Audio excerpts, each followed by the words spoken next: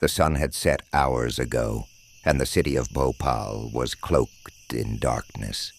Life in the bustling city had quieted as families settled into their nightly routines, unaware of the disaster brewing in their midst. The Union Carbide pesticide plant, a looming giant on the city's outskirts, stood silent and seemingly dormant. But inside its walls, a silent and deadly sequence of events had been set into motion. Deep within the plant, in the cavernous storage area, Tank 610 held 42 tons of methyl isocyanate on MIC, a highly toxic and volatile chemical used in the production of pesticides. The night shift workers, though vigilant, were accustomed to the plant's routine operations and occasional minor issues. But on this night, something was different. A small leak had allowed water to enter Tank 610, initiating a reaction with the MIC inside. The mixture began to heat up, the temperature rising alarmingly. Within minutes, the pressure inside the tank skyrocketed.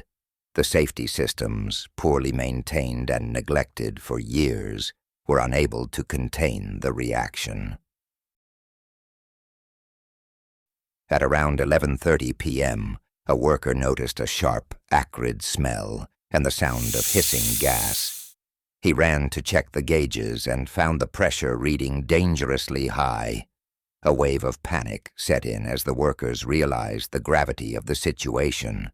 The emergency venting scrubber, designed to neutralize escaping gas, was offline for maintenance. The flare tower, meant to burn off the gas, was inoperable. They were defenseless.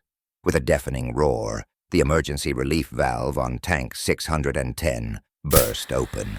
A thick, white cloud of MIC began to pour out, quickly rising into the air.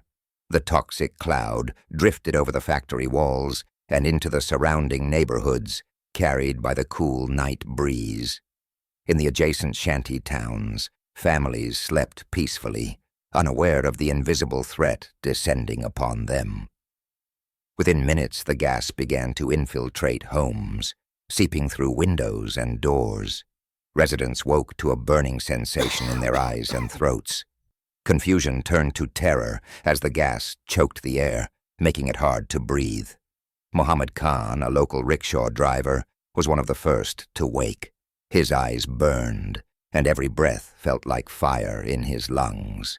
He stumbled outside, calling for his wife and children to follow. As they fled their home, they saw neighbors doing the same, their faces contorted in pain and fear. Panic spread quickly. People ran through the narrow streets, some clutching handkerchiefs to their faces, others holding their children close. Cries for help echoed through the air as the dense cloud continued its deadly march. Many fell to the ground, overwhelmed by the toxic fumes. Dr. Sunil Sharma, a local physician, was awakened by the commotion. Realizing something was terribly wrong, he rushed to his clinic. Within minutes, it was overwhelmed with patients. Men, women, and children, gasping for air, their eyes swollen shut. He did his best to treat them, but the sheer number of affected people was beyond his capacity. As dawn approached, the gas cloud began to dissipate, but the damage had been done. The streets of Bhopal were littered with bodies, some lifeless, others writhing in pain. Hospitals were flooded with the injured, their hallways filled with the wails of those suffering. The true extent of the disaster was slowly becoming apparent. By morning, the news had spread. Journalists and aid workers from around the world began to arrive, documenting the aftermath. The scenes they captured were harrowing. Rows of corpses laid out in makeshift morgues, grieving families searching for lost loved ones, and survivors grappling with the aftermath of exposure to the deadly gas. In the days and weeks that followed, the death toll continued to rise. Official estimates would later suggest that over 3,000 people died immediately, with around 12,000 more succumbing to their injuries in the following weeks. Long-term health effects plagued tens of thousands, leaving a legacy of suffering that would last for generations. Investigations revealed a series of negligent practices at the plant, safety systems that were offline, inadequate maintenance, and a lack of proper training for workers.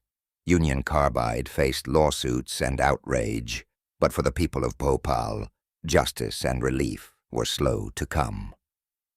Bhopal would never be the same. The disaster left an indelible mark on the city and its people. Memorials and advocacy groups emerged, dedicated to remembering the victims and fighting for the rights of the survivors. The Bhopal Gas Tragedy became a stark reminder of the perils of industrial negligence and the importance of stringent safety regulations. The night of December 2nd, 1984, remains a haunting chapter in the history of Bhopal, a testament to human error and the devastating consequences that can ensue. The city continues to heal, but the memory of that fateful night lingers, a solemn warning of the need for vigilance and responsibility in the face of progress.